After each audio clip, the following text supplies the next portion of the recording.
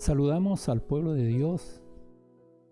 Tengan un día muy bendecido y la paz de Dios repose en cada hogar, en cada familia. Vamos a compartir en esta hora la palabra de Dios que nos acerca cada día más a Él. Sabemos que el conocer a Dios no es un conocimiento ligero, es un conocimiento de comunión, de relación con Dios. Amén. Por eso que el Evangelio de Jesucristo no es religión, sino más bien relación. Nosotros nos relacionamos con Dios a través de su Espíritu Santo. Gloria a Dios. Que el Señor de paz bendiga cada corazón. Quiero compartir con ustedes la palabra de Dios. Allí se encuentra allí en el libro de Juan, Evangelio según San Juan, capítulo 4, verso 23.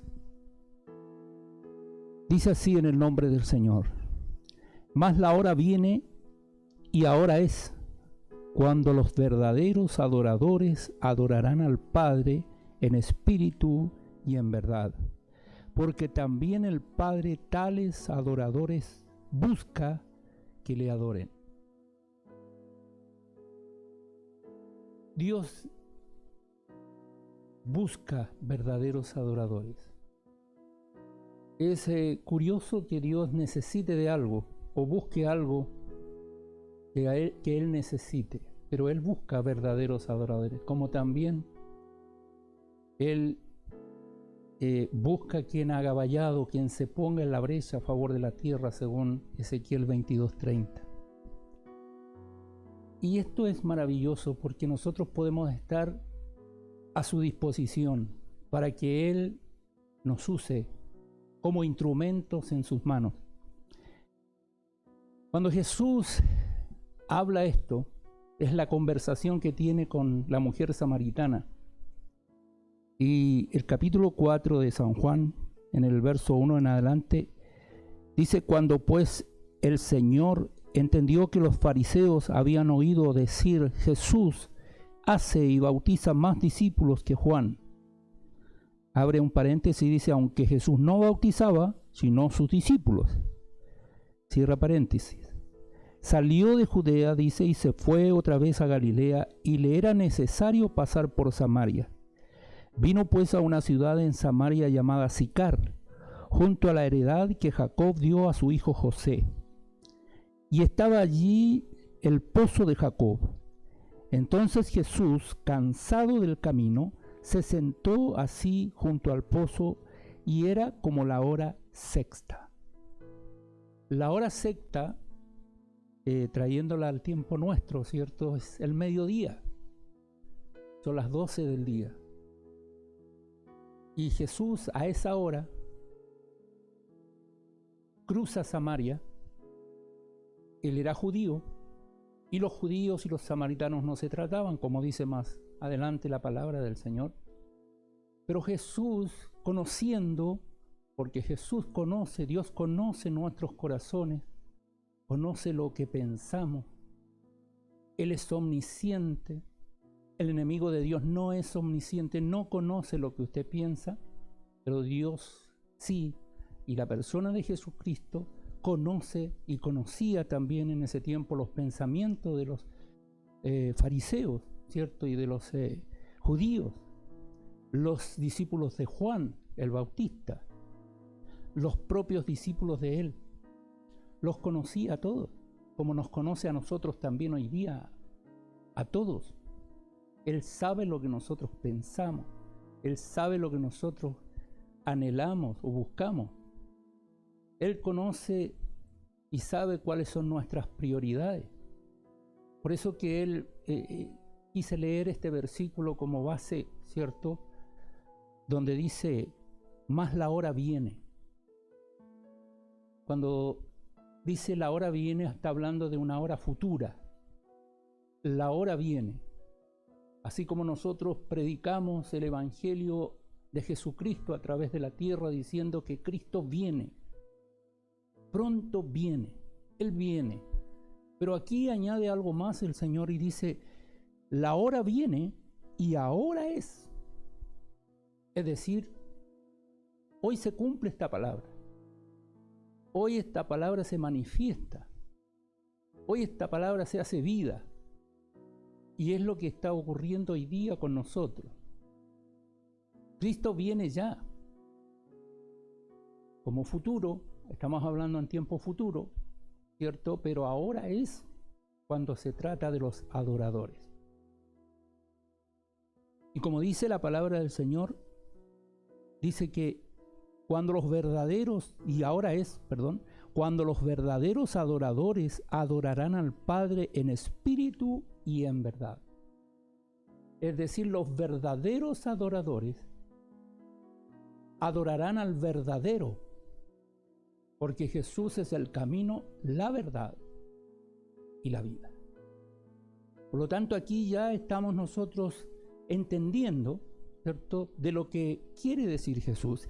Y la situación que se presenta en esta conversación es muy curiosa y muy de bendición para nuestras vidas, como lo fue para la mujer samaritana.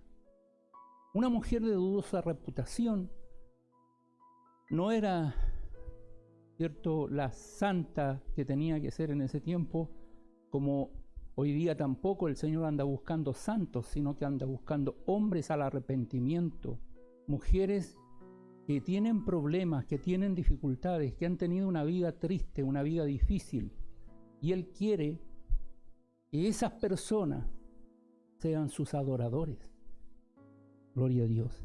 Dice la palabra del Señor que Jesús se sentó porque estaba cansado del camino, había caminado mucho, y Él se sentó. Los discípulos, dice más adelante, esto era la hora sexta, ¿cierto? Vino una mujer de Samaria a sacar agua, y Jesús le dijo, dame de beber. Jesús estaba sentado junto al pozo. Pero sus discípulos habían ido a la ciudad a comprar de comer, dice. Verso 9, la mujer samaritana le dijo, ¿cómo tú, siendo judío, me pides a mí de beber, que soy mujer samaritana? Porque judíos y samaritanos no se tratan entre sí. Gloria a Dios. Dice, respondiendo Jesús le dijo, si conocieras el don de Dios, ¿y quién es el que te dice, dame de beber? Tú le pedirías y Él te daría agua viva. Gloria a Dios. Qué maravilloso. Qué maravillosa conversación, porque aquí nos enseña el Señor algo muy grande, muy tremendo, que Él no mira nuestra condición, sino que mira nuestra situación para salvarnos, para darnos el agua de la vida que necesitamos, como lo hizo con esta mujer. Cuando Él dice, si conocieras el don de Dios, y el don de Dios, el otro día hablábamos sobre lo que significa la palabra don, que significa de origen noble, ¿cierto? Que es el mismo Hijo de Dios, que es Cristo mismo. Él, ¿cierto?, se autodefine como el don de Dios, ¿cierto? ¿Y quién dice es el que te dice, dame de beber? Tú le pedirías y Él te daría agua viva. La mujer le dijo, Señor, no tienes con qué sacarla, y el pozo es hondo. ¿De dónde, pues, tienes el agua viva? Y aquí comienza algo maravilloso. Jesús, conociendo a la mujer, ¿cierto?, le ofrece el agua de la vida. Jesús se dio cuenta que esa mujer, de condición dudosa, ¿cierto?, de una condición no muy santa, pero ella necesitaba, y Jesús le ofrece el agua de la vida. El trabajo de la mujer y de las doncellas de ese tiempo eran ellas las que iban a sacar agua al pozo, no eran los hombres. Pero allí se encuentra con Jesús, y Jesús a propósito se sienta junto al pozo porque Él sabía que ella venía a sacar el agua. Y dice el verso 12, ¿acaso eres tú mayor que nuestro padre? Le dice la mujer, ¿cierto? Que nuestro padre Jacob, que nos dio este pozo, del cual ¿Bebieron él, sus hijos y sus ganados? Verso 13 dice, respondiendo Jesús y le dijo, cualquiera que bebiere de esta agua volverá a tener sed, mas el que bebiere del agua que yo le daré no tendrá sed jamás, sino que el agua que yo le daré será en él una fuente de agua que salte para vida eterna. Y en esta conversación, la primera expresión de hablar de vida eterna de Cristo hacia la mujer, ¿cierto?, está iniciando un camino de sanidad, un camino de salvación, un camino de conocimiento. No se olvide que los discípulos de Juan y los discípulos de Jesús estaban contendiendo prácticamente. La palabra del Señor dice, ahí mismo en el libro de San Juan, capítulo 3, verso 22, después de esto vino Jesús con sus discípulos a la tierra de Judea y estuvo allí con ellos y bautizaba, dice. Juan bautizaba también en Enón, junto a Salim, porque había allí muchas aguas y venían y eran bautizados. Entonces dice, porque Juan no había sido aún encarcelado. Entonces dice, hubo discusión entre los discípulos de Juan y los judíos acerca de la purificación. Y vinieron a Juan y le dijeron, Rabí, mira que el que estaba contigo, refiriéndose a Jesús, al otro lado del Jordán, de quien tú diste testimonio, bautiza y todos vienen a él. Es decir, es nuestra competencia. Nos está quitando el trabajo, prácticamente. Ese era el pensamiento de los hombres, ¿cierto? Había de todo un poco ahí. Envidia, como lo hay hoy día también, y Pablo habla acerca de esto, que muchos predicarán el Evangelio incluso por envidia. Pero lo importante es que el Evangelio es predicado.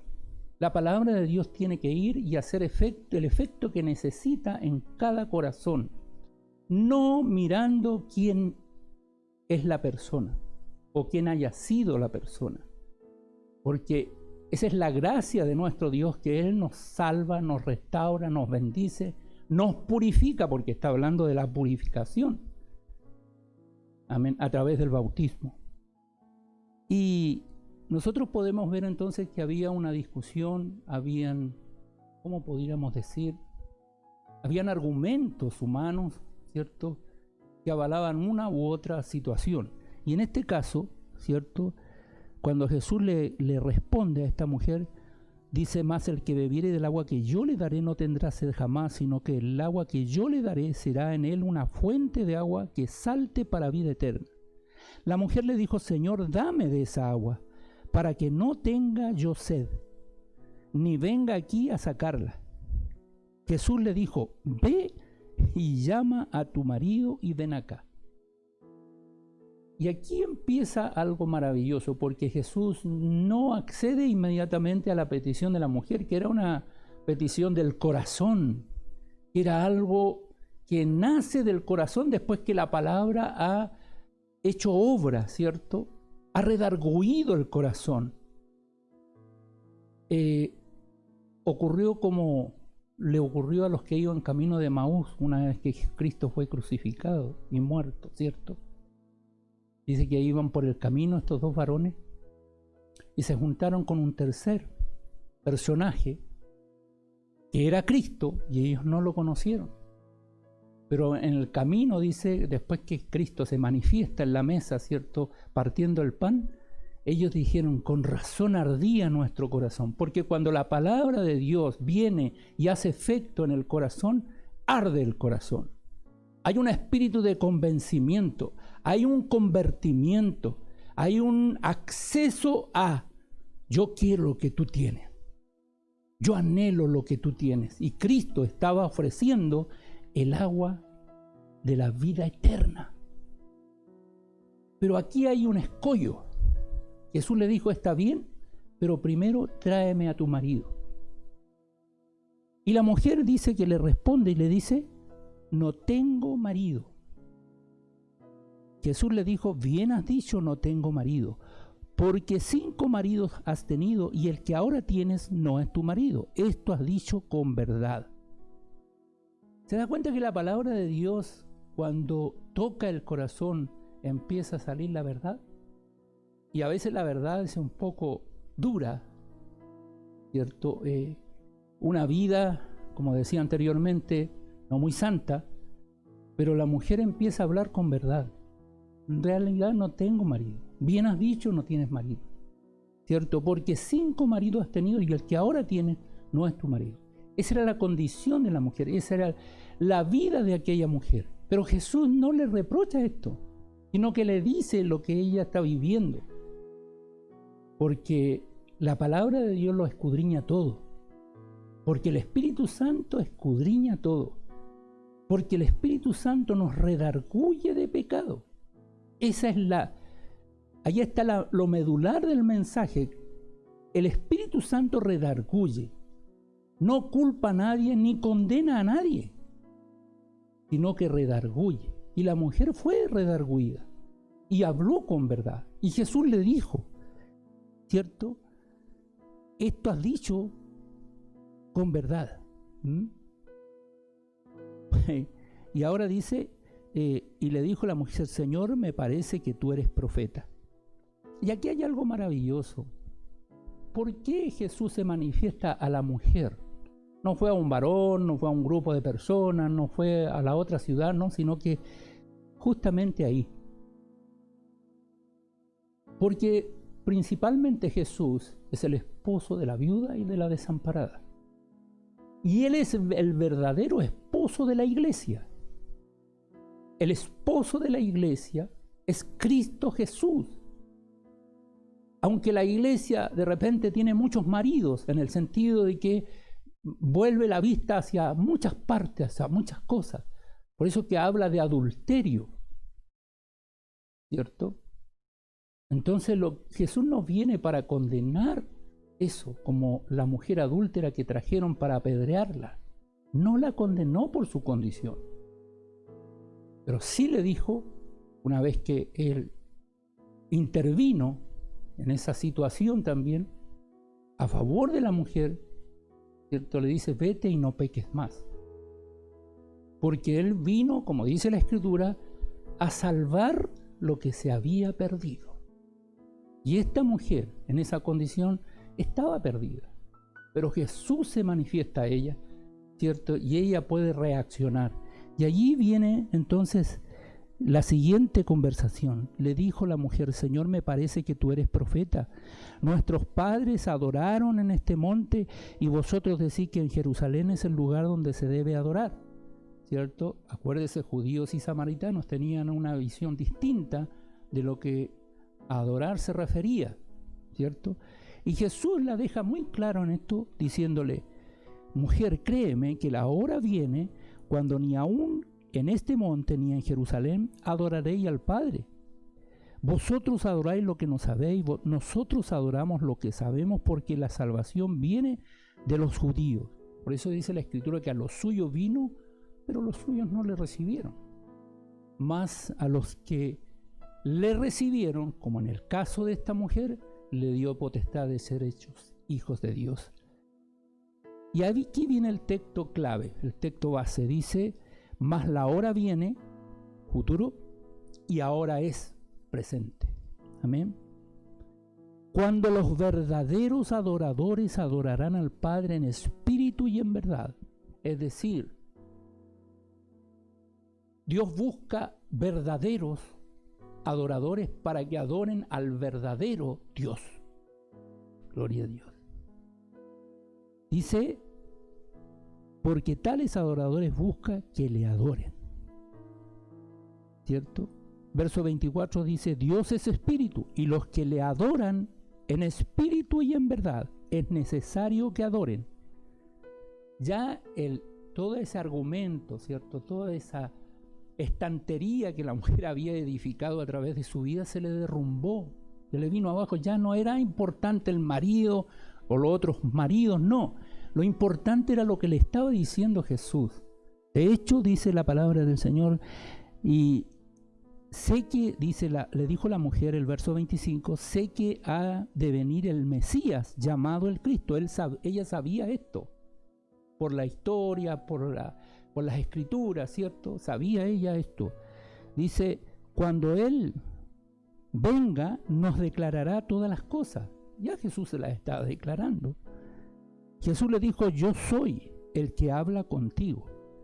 Verso 27 dice, en esto vinieron sus discípulos y se maravillaron de que hablara o que hablaba con una mujer.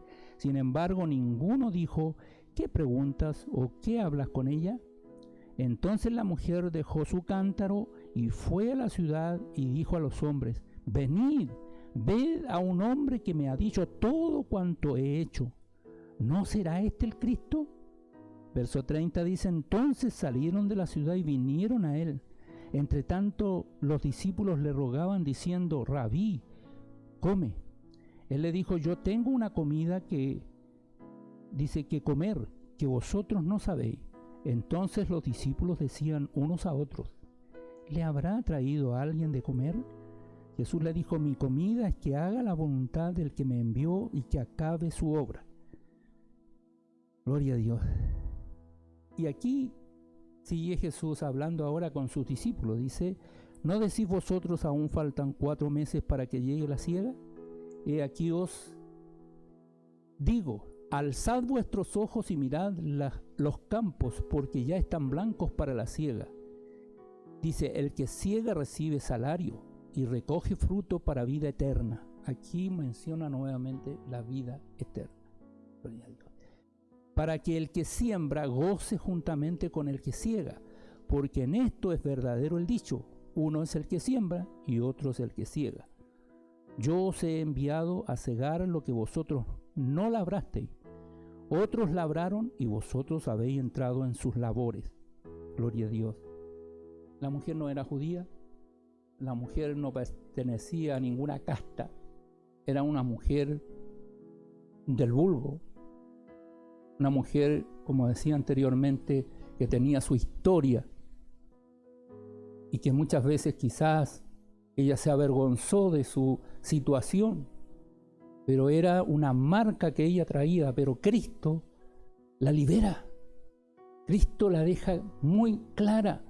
De hecho, fue la primera mujer evangelista, porque ella fue y le dijo a sus conciudadanos, he hallado a alguien, ¿no será este el Cristo? Gloria a Dios. Miren lo que hace la convicción cuando el Espíritu Santo convence de pecado. Por eso que hoy día, cuando alguien se convierte al Señor, no se queda en la casa, sale, grita, habla y dice, Cristo sana, Cristo salva, Cristo viene. Aleluya. ¿Por qué? Porque hemos sido redarguidos y convencidos de pecado. Ya no cuenta lo que hicimos o lo que no hicimos, ahora cuenta que Cristo y Dios necesita verdaderos adoradores que le adoren en espíritu y en verdad. Y este es el tiempo. Cuando Jesús se sentó junto al pozo era la hora sexta, ¿cierto? De ahí a la hora novena, que es la hora del sacrificio y la hora de la oración, hay 3 horas.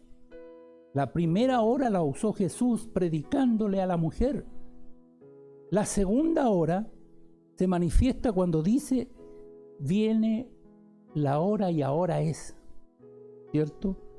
Como dice el verso 23, más la hora viene y ahora es cuando los verdaderos adoradores adorarán al Padre en espíritu y en verdad. Esa es la segunda hora que Jesús usa para convencer a esa mujer, ¿cierto?, de pecado. Y el capítulo 5 de San Juan, también nosotros nos encontramos en el capítulo 5, verso 25, dice así, de cierto os digo, viene la hora y ahora es. Jesús vuelve a repetir lo mismo que le dijo a la mujer samaritana.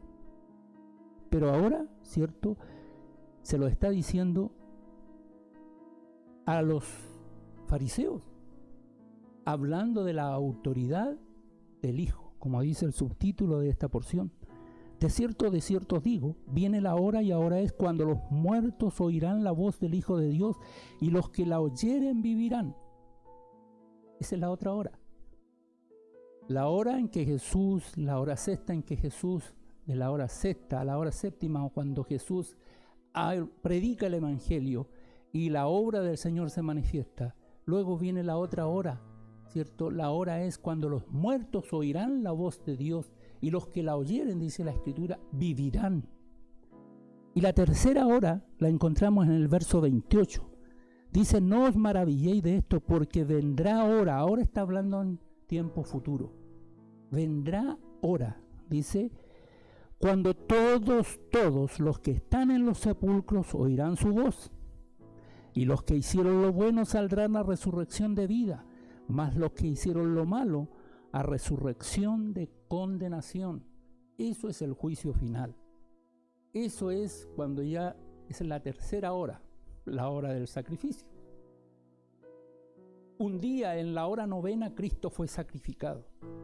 Un día en la hora novena Cristo clamó a gran voz, Padre, ¿por qué me has desamparado? Pero ahora la hora novena, ¿cierto?, es para el juicio y la condenación de los que no hicieron la voluntad de Dios, de los que no oyeron la voz de Dios cuando se predicó el Evangelio. Lo dice también el libro de Daniel, capítulo 12, verso 2. Dice, muchos de los que duermen en el polvo de la tierra serán despertados, unos para vida eterna y otros para vergüenza y confusión perpetua. Allí están las 3 horas. Desde la hora sexta hasta la hora novena, ya estamos viviendo la última hora. Por eso que el tema de hoy, ¿cierto?, se titula La hora viene. A todo nos llega la hora. Como dice la palabra del Señor, Dios nos da tiempo para todo y cada cosa tiene su hora y tiene su tiempo debajo del sol, según Eclesiastés 3. ¿Qué está esperando usted, amado, amada? Viene su hora. A todos nos llega nuestra hora. Y los que hemos oído la voz de Dios y hemos dejado el cántaro, hemos dejado lo que vinimos a hacer para salir y avisar y anunciar que hay alguien que conoce nuestros corazones, que sabe lo que hemos hecho, porque para Él no hay nada oculto. De hecho, la palabra del Señor dice que no hay nada oculto que no haya de ser manifestado, ni escondido que no haya de saberse. Todo está manifestado y abierto a los ojos de Dios. Y está en presencia de Dios. No podemos negarnos. Así como la mujer no pudo esconder su pasado, porque Cristo lo sabe. Así también nosotros no podemos esconder nuestro pasado, porque Cristo conoce nuestra situación. Ahora, ¿qué estamos haciendo nosotros? Mi invitación como pastor es que hagamos la voluntad de Dios. Levántese y adore a Dios, porque Él busca verdaderos adoradores que le adoren en espíritu y en verdad. Es tiempo de adorar. Es tiempo de alabar al Señor. Es tiempo de buscar su rostro. No es tiempo de perder. Jesús conoce nuestros corazones, como conoció a la mujer y como conoce a todos. Que la paz de Dios repose en cada corazón. Que el amor de Dios sea en cada una de nuestras vidas.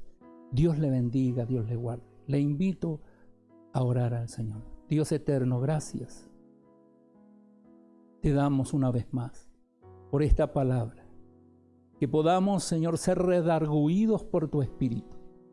Que podamos ser manifestados, Señor, lo que nosotros tenemos escondido como muy sublime o como muy oculto, que nadie lo sepa. Tú conoces toda nuestra vida, pero no nos condenas, ni por aquello no nos condenas, sino vienes para buscar, aleluya, verdaderos adoradores que te adoren en espíritu y en verdad. Henos aquí, Señor. Aquí está tu pueblo, aquí está tu iglesia que te adora, que te alaba, que espera tu venida. Gracias, Dios eterno. Tu bendición repose sobre cada corazón. En el nombre de Jesús. Amén. Que Dios de paz le bendiga.